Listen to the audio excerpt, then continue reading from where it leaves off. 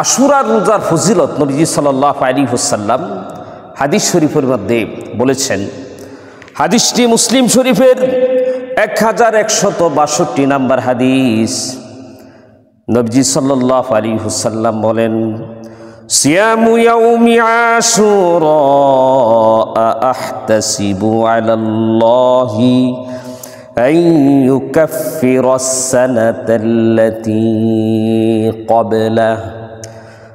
নবীজি সাল্লাল্লাহু আলাইহি ওয়াসাল্লাম বলেন, ইয়াউমে আশুরার রোজার বদৌলতে আমি আল্লাহ তাআলার কাছে আশাবাদী, আহতাসিবু আলাল্লাহ, আমি আল্লাহ তাআলার কাছে আশাবাদী, আইয়ুকাফিরাস সানাতাল্লাতী ক্বাবলাহু, যে আল্লাহ তাআলা এই আশুরার রোজার বদৌলতে পূর্বের 1 বৎসরের গুনাহ আল্লাহ তাআলা মাফ করে দিবেন। সুবহানাল্লাহ বিহামদিহি।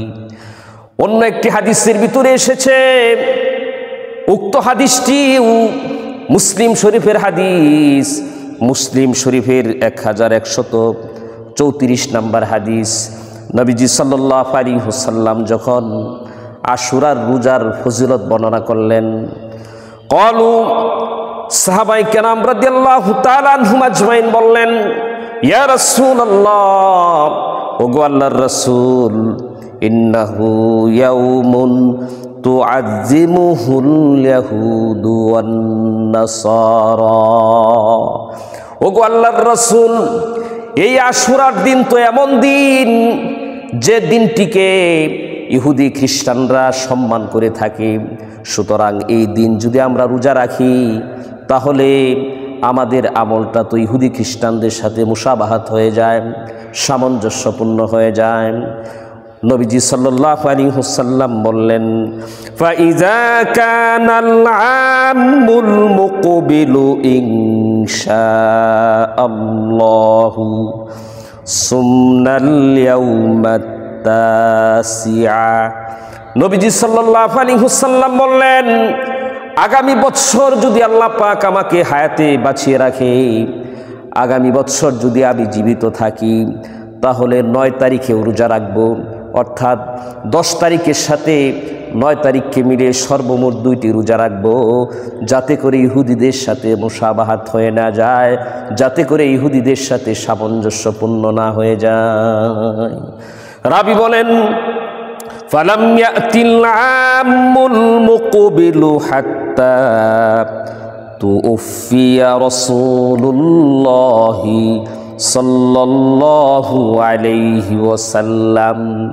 আগামী বৎসর আসার পূর্বে নবীজি সাল্লাল্লাহু আলাইহি ওয়াসাল্লামের ইন্তেকাল হয়ে যায়।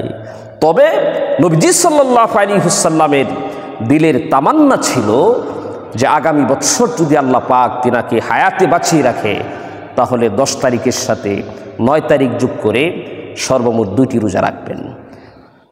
তাহলে এই হাদিসের মাধ্যমে বুঝে আসে যে আমরা রোজা আমরা রাখার চেষ্টা। অন্য হাদিসের ভিতরে 11 তারিখের কথাও এসেছে, অর্থাৎ 10 তারিখের সাথে 11 তারিখ মিলে 2টি রোজাও রাখা যেতে পারে। অন্য বর্ণনায় এসেছে, হাদিসটি হযরত ইবনে আব্বাস রাদিয়াল্লাহু তাআলা আনহু থেকে বর্ণিত। হাদিসটি বাইহাকি শরীফের হাদিস। নবীজি সাল্লাল্লাহু আলাইহি ওয়াসাল্লাম বলেন, সুমু ইয়াউমা আশুরা, তোমরা আশুরার দিবসে রোজা রাখো, আশুরার দিন রোজা রাখো। ও খালিফু ফীহিল ইয়াহুদ, এবং রোজা রাখার ক্ষেত্রে তোমরা ইহুদিদের বিরোধিতা করো। ইহুদিদের বিরোধিতা কিভাবে করবে? সুমু ক্বাবলাহু ইয়াউমান আও বা'দাহু ইয়াউমা, অর্থাৎ তোমরা 10 তারিখের পূর্বের 9 তারিখ অথবা পরের একটি 11 তারিখকে মিলিয়ে সর্বমোট 2টি রোজা তোমরা রাখবে। তাহলে তোমাদের আমলটা ইহুদিদের সাথে মুশাবাহাত হবে না, ইহুদিদের সাথে সামঞ্জস্যপূর্ণ হবে না, যেহেতু তারা শুধু 10 তারিখ রাখত। তাহলে এই 2টা হাদিস এর মাধ্যমে আমাদের সামনে স্পষ্ট হয়ে গেল যে 9 তারিখ 9-10 অথবা 10-11 এই দুইটি রোজা আমরা রাখতে পারি। তবে যেহেতু নবীজি সাল্লাল্লাহু আলাইহি ওয়াসাল্লামের দিলের তামান্না ছিল 9-10 যদি আমরা রাখি, 9-10 দুইটি রোজা যদি আমরা রাখি, তাহলে উভয়টি হাদিসের উপর আমল হয়ে যায়। তো এই বছর 2024 সালে আশুরার রোজা আমরা কবে রাখব?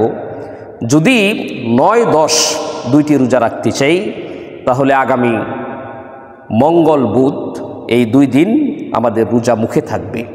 আর যদি 10-11 এই 2 দিন রাখতে চাই, তাহলে ইনশাল্লাহ আগামী বুধ বৃহস্পতিবার আমাদের রোজা মুখে থাকবে। আল্লাহ তাআলা আমাদেরকে বুঝে আমল করার তৌফিক দান করুন।